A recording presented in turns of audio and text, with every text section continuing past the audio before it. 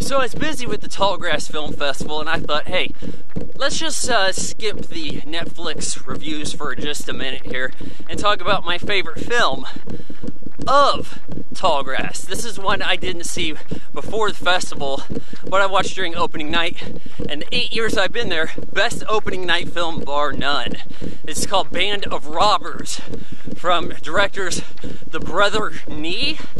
This is Aaron and Andy Nee, and this was a project that had been started up a while ago by them, and it just gradually caught steam. The cast expanded, they picked up more producers as they needed more money, and they made a pretty damn solid comedy. So here's what you got.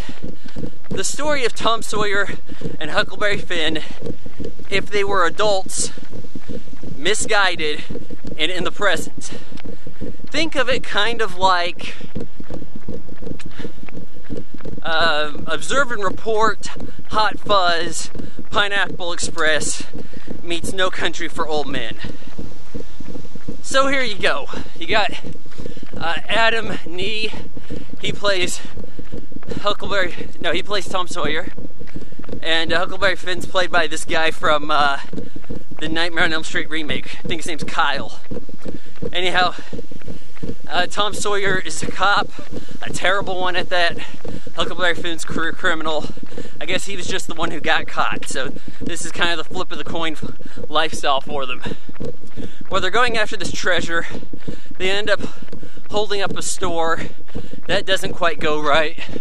Melissa Benoist, the TV's Supergirl and amateur porn star. Yeah, I went there. She plays, I think, Becky, his character's name. Sort of a love interest for Tom Sawyer at times. But they got this guy, Injun Joe, after them, played by Stephen Lang. He's not an Indian, but he just relates to the culture and aesthetic. Yeah, it's kind of clever.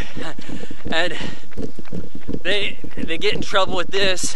You see parallels to the story, but with some twisted. They don't go into a cavern. No, the cavern is the hotel's called the Cavern. So, I mean, not to ruin everything for you, but this was one of the funniest movies I've seen in a fair bit of time. It's not entirely predictable because the twists they make, ultimately you do kind of come to some similar conclusions, but it was very damn good. If I had to knock it at all, I would say that the structure, it would sometimes kind of go to a black screen and then introduce a new chapter. And I kind of felt like at some point there was a bit of a lull. It felt a little long at times, but it was an enjoyable ride. I couldn't complain much about that. There's a lot of projection problems. The Blu-ray we're playing this on at the theater kind of crapped out. Put another Blu-ray disc in. It's skipping like daisies. Then they ended up going to DVD. No one walked out. That is the ultimate audience test right there. You're probably going to have a chance to see Band of Brothers in January, I think, for a limited release in theaters. The guys did tell me that they have a Netflix deal, but you know, if you can help them out, you know, make sure they make some money before that kicks in. I think in the springtime. Band of Robbers. I hope I didn't say Band of Brothers earlier. Band of Robbers. I give it 3.5 out of 4.